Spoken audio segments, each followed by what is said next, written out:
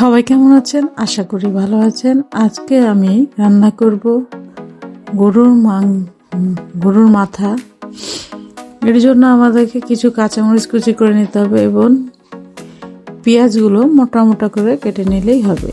এবার গরুর মাথার মাংস খুব ভালোভাবে গরম পানি দিয়ে পরিষ্কার করে ধুয়ে পানি ঝরিয়ে রাখতে হবে। যেগুলো কালো অংশ গরম পানি দিয়ে ধুলেই পরিষ্কার হয়ে যায়। এবার আদা রসুন বাটা এক সাইডে রাখতে হবে। এবার একটি পাত্রের মধ্যে 2 চা চামচের সমান আদা রসুন বাটা ও 15-20টা পেঁয়াজ মোটা মোটা করে কুচি করে, তার সাথে 1 চা চামচ লবণ, 1 চা চামচ হলুদ, 1 চা চামচ মরিচের গুঁড়া। এটা সবার স্বাদ অনুযায়ী, যদি ঝাল কম খান বা বেশি খান তাহলে একটু বাড়িয়ে নেবে। এবার এটা ধনার গুঁড়া, তার সাথে 2টা তেজপাতা, 1/2 চামচের মতন টেস্টিং সল্ট। টেস্টিং সল্টটা মুদির দোকানে সবাই পাবেন। যদি পছন্দ করেন তাহলে দিবেন, না হলে না দিলেও টেস্টের কোনো হবে না।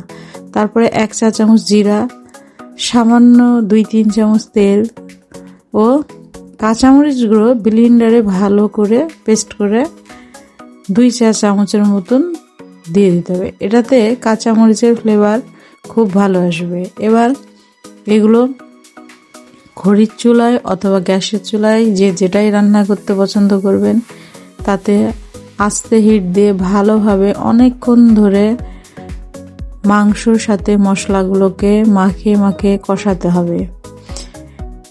তবে এটা বেশি ফার্স্টের দিকে একটু জাল বেশি রাখতে হবে, কিন্তু পরের দিকে এটার জাল আস্তে দিয়ে ভালো করে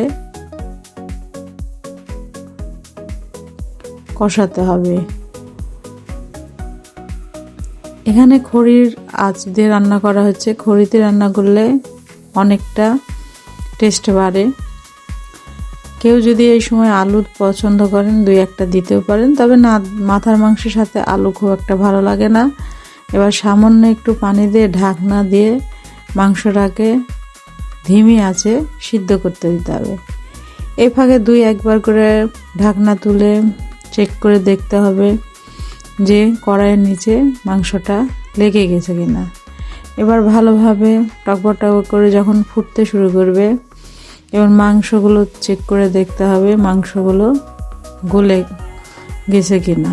সেই সময় যখন মাংসটা সিদ্ধ হয়ে যাবে, তখন 1 চা চামচ গরম মশলার গুঁড়া ভালো করে ছিটিয়ে আবার নাড়াচাড়া করে ঢাকনা দিয়ে ঢেকে রাখতে হবে। এবার কেউ যদি ঝোল কম খান, ঝোলটা একেবারে শুকিয়ে ফেলতে পারেন। আর কেউ যদি মনে করেন যে ঝোল একটু বেশি খাবেন, সেই সময় একটু